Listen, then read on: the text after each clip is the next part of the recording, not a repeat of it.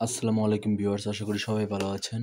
তো আজকে আমরা একটা ছাদের রডের হিসাব করব, যে প্লেন রড কতটুকু লাগে এবং টপ বটম রড মিলিয়ে কতটুকু লাগে। এ টু জেড আমরা আজকের এই ভিডিওর মাধ্যমে উপস্থাপন করার চেষ্টা করব। ধরুন আমি ছাদের 10 মিলি রড ইউজ করব। ধরুন আমার ছাদটা ঠিক এই লেভেলের আছে, তো আমার দৈর্ঘ্য আছে হচ্ছে 45 ফিট এবং প্রস্থ আছে হচ্ছে 25 ফিট। তো আমি কি করব, মানে 43 ফিট আছে, তো আমি 1 ফিট এদিকে বাড়তি রাখবো, 1 ফিট এদিকে বাড়তি রাখতেছি।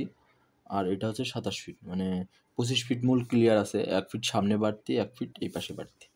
তো 45 এবং 27 ফিটের আমার একটা ছাদের রড বান্ডিং করতে হবে লেভেলে 10 মিলি রড দিয়ে একতলা বাড়ির জন্যে। তো এটা আমি করব। তো 45 আমি গুণ হচ্ছে 27 দিয়েছি। তো এখন আমরা দেখব হচ্ছে যে এই 45 ফিট যে রড, এটা আমাদের 5 ইঞ্চি পর সেন্টার টু সেন্টার করলে কয় পিস রড লাগে সেটা আগে আমরা বের করব, মানে দৈর্ঘ্য। তো আমি ফার্স্টে দৈর্ঘ্য লিখে নিই। দৈর্ঘ্য হচ্ছে আমার 45 ফিট যেহেতু, তো 45 ফিটের জন্য আমাকে যেটা করতে হবে, যে 5 ইঞ্চি পর যেহেতু করতেছি, সেহেতু আমাকে এই এটার আগে কতটুকু লাগে সেটা বের করতে হবে। তো আমরা জানি যে 5 ইঞ্চি যেহেতু পরপর করব, দৈর্ঘ্য 45 ফিট লিখে রাখলাম। তো আমি এবার হচ্ছে আমার রড বিছানোর যে এইভাবে যে রডগুলো করব, সেটা হচ্ছে 5 ইঞ্চি পরপর আমি বিছিয়ে দিব, সেটার আমি হিসাব করতেছি। তো আমার হচ্ছে দিতে হবে হচ্ছে 6 ভাগ হচ্ছে 12, মানে 6 ইঞ্চি পরপর আমরা এই রডগুলো বিছাবো, মানে হাফ ইঞ্চি। তো সেটার অর্ধেক হবে হচ্ছে 0.5 ফিট, 0.5 ফিট। তো আমি এবার যেটা করব, যে আমার 45 ফিটে কয়টা রড লাগে সেটা বের করব। তো 45 ফিটে যদি আমি বের করতে চাই, 45 ভাগ হচ্ছে 0.5 দিতে হবে, ঠিক আছে?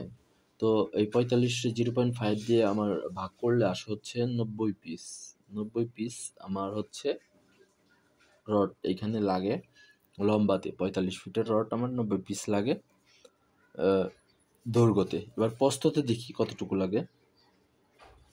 প্রস্থ আমার আছে 27 ফিট। তো আমি আবার 6 ইঞ্চি পরপর যেহেতু আমি বিছাবো, তো 0.5 ফিট থাকতেছে।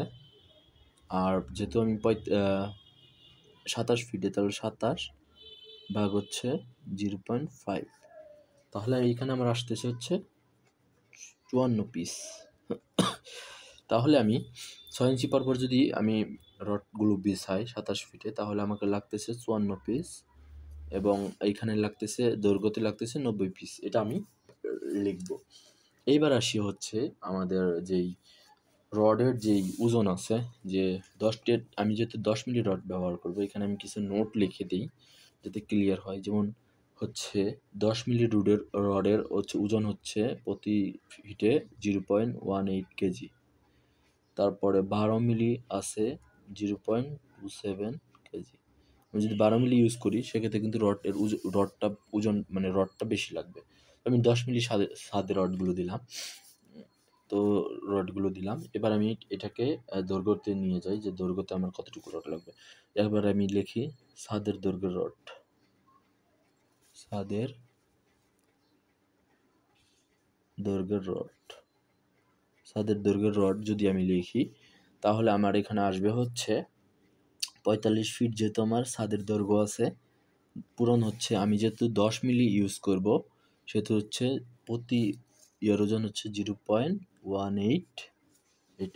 এটাকে যদি আমি গুণ করি, তাহলে আমি পাই হচ্ছে 8.1। 8.1 পেলাম। এবার আমি কি করব, আমাদের যেহেতু দৈর্ঘ্যতে 90 পিস রড লেগেছে, তাহলে 90 দিয়ে এই যে 1 পিস রড আমার বিছাতে এত কেজি রড লাগবে, তাহলে এটা দিয়ে গুণ করে দেব। 8.1 দিয়ে গুণ করলে আমার আসছে হচ্ছে 729 কেজি।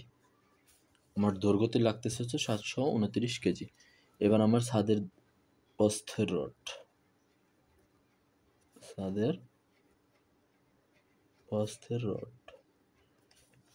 প্রস্থ রড লাগবে হচ্ছে, আমার ছাদের প্রস্থ আছে কত সেটা দেখতে হবে, 27 ফিট।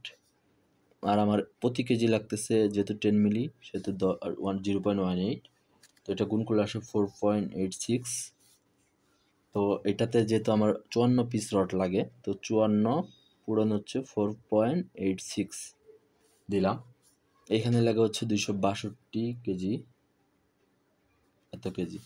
তো এটা হচ্ছে আমার একদম ফ্লোর লেভেলে মানে রড বিছাতে লাগে। তারপর টপ বটম এগুলো আছে, কিছু লাগবে। তো আমি এটা আগে দেখাচ্ছি কত কেজি লাগে। তো এখানে দেখুন টোটাল আসতেছে, টোটাল আমার আসে হচ্ছে 729 যোগ হচ্ছে 262, তাহলে আমাকে আসছে 991 কেজি, 1 টনের কিছু কম। কিন্তু টপ বটম মিলিয়ে এই 45 ফিট এবং 27 ফিটের যদি একটা ছাদ ঢালাই করতে চাই, 45 ফিট এবং 27 ফিটের যদি একটা ছাদ আমি মানে ঢালাই করতে চাই, তাহলে আমাকে যেটা করতে হবে, আমার ছাদেই শুধু 1.5 টন মানে 1.5 টনের মতন রড লাগবে, 1.5 টন 10 মিলি যদি আমি ইউজ করি। তো এই পরিমাণ রড হলে আমরা এই ছাদের যে রড বান্ডিংগুলো সেটা করতে পারবো। আশা করি ভিডিওটি বুঝতে পেরেছেন। যদি ভিডিওটি ভালো লাগে অবশ্যই একটি লাইক করবেন, কমেন্ট করবেন, শেয়ার করবেন। এবং হচ্ছে 1100 1150 স্কোয়ার ফিটের শুধু রডের ইয়াটা হচ্ছে, এই হিসাবটা হচ্ছে এটা। তো পরবর্তী ভিডিওর জন্যে আমাদের সাথেই থাকুন।